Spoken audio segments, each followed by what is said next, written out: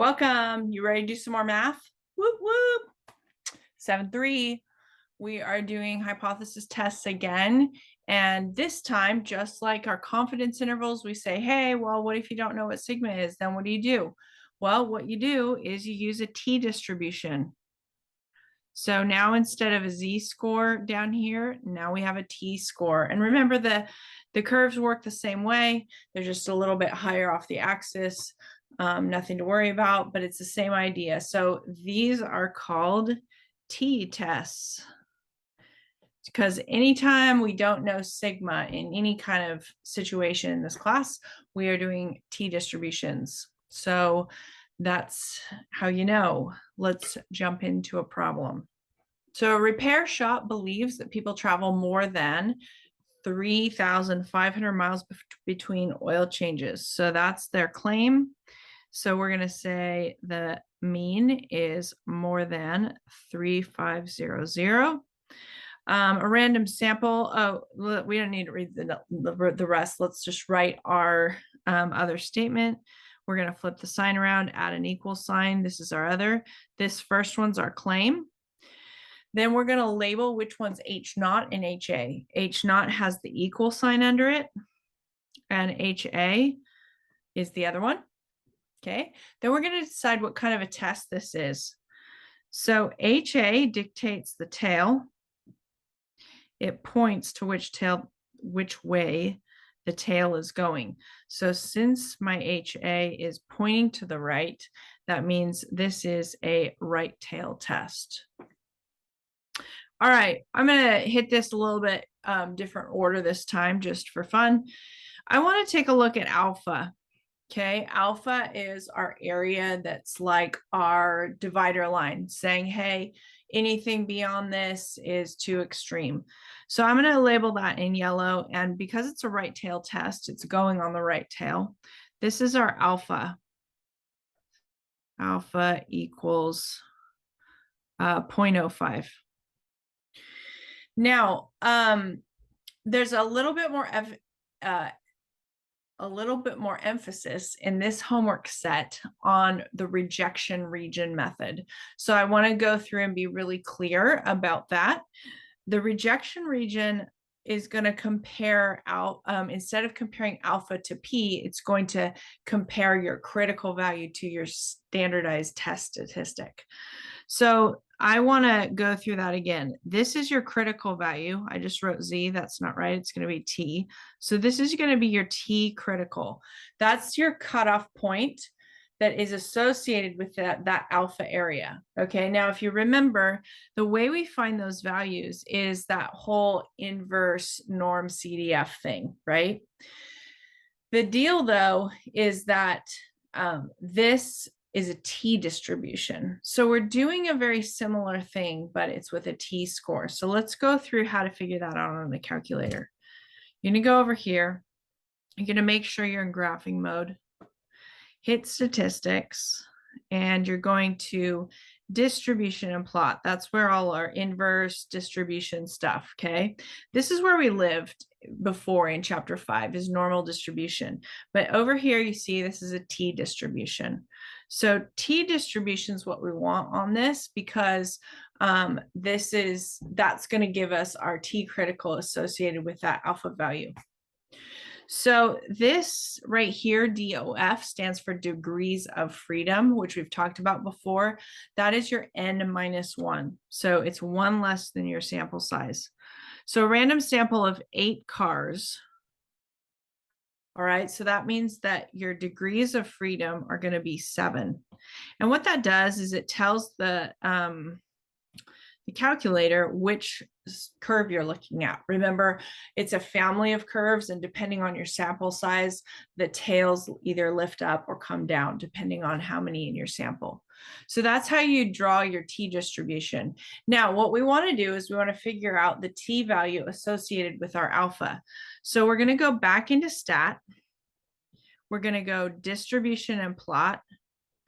And we're doing this dot inverse CDF. That's how we did it in chapter 5, but we're dotting it on the end of the T distribution now.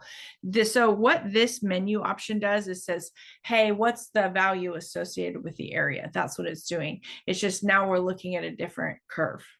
So I'm going to type that inverse CDF, and then I'm going to enter the area. Now remember, all of these inverse CDFs, they always measure from the left-hand side. Okay, so we're entering an area from the left-hand side. So if you enter 0.05 in your calculator, it'll give you the T-score for this area on the left end, which is not correct. So since we're on the right end, we need to subtract from 1. If I take 1 minus 0.05, which is my alpha, I am going to get this purple area, 0.95. That's going to be this whole area in here, 0.95. So that's the value, and they share that T critical score. So it doesn't matter if you enter, the right side or the left side, they're sharing that same value, but your calculator demands that you enter the left area. So 0.95 is what we're going to enter right there. And right there is going to be our T score, 1.89. So that's your T critical. All right, now let me talk to you about some vocab. Your homework's going to ask you, what are the rejection regions?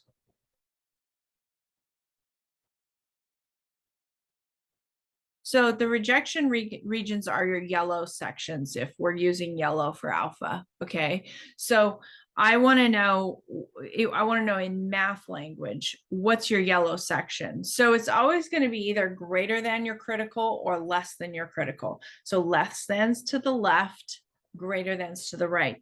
So my rejection region on this is going to be, my rejection region is anything greater than or equal to 1.89.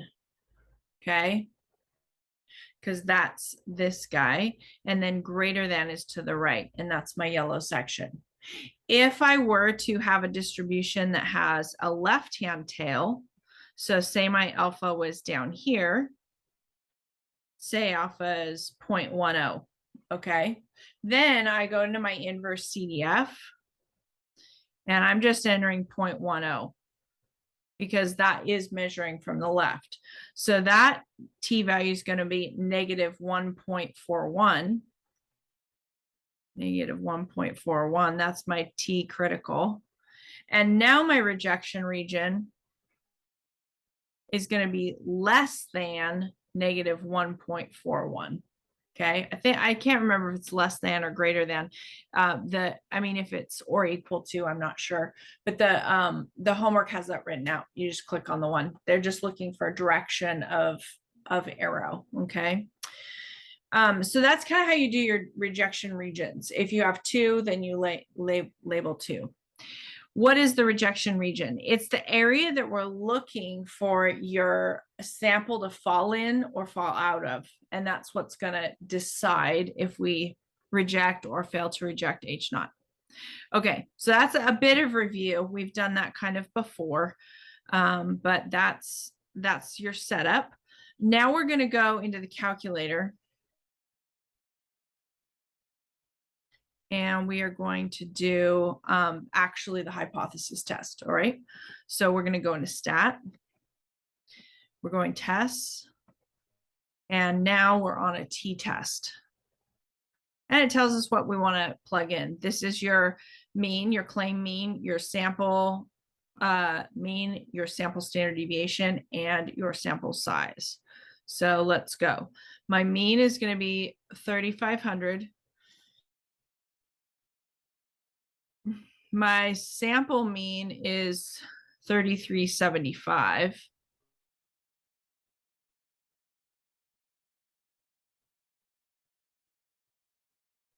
Okay, my sample standard deviation standard deviation of 225 miles, and my N is 8.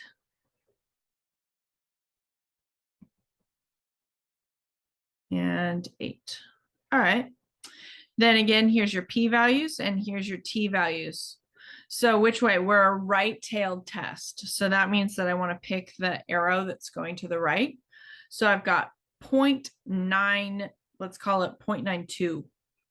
All right, so that's huge, right? I'm going to erase this green line because it's too small. That means, again, I'm a right-tailed test, so I'm starting to measure from the right, and I'm going to do my p-value comes all the way out here, like it's almost the whole curve because it's 0.9, what I say, 0.98.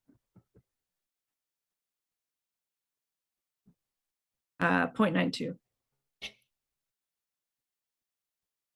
So if it's a right tail test, alpha is measuring from the right, P is measuring from the right. But when you're getting your critical value, you always measure from the left. Okay, so keep that straight in your brain when you're trying to figure out your critical. Now, obviously, we could just compare P to alpha right here. Okay, but also another way to do this is to look at your t-score. Your t-score is negative 1.57. Negative 1.57 makes sense, right? It's on the left, it's to the left. Remember, zero's in the middle.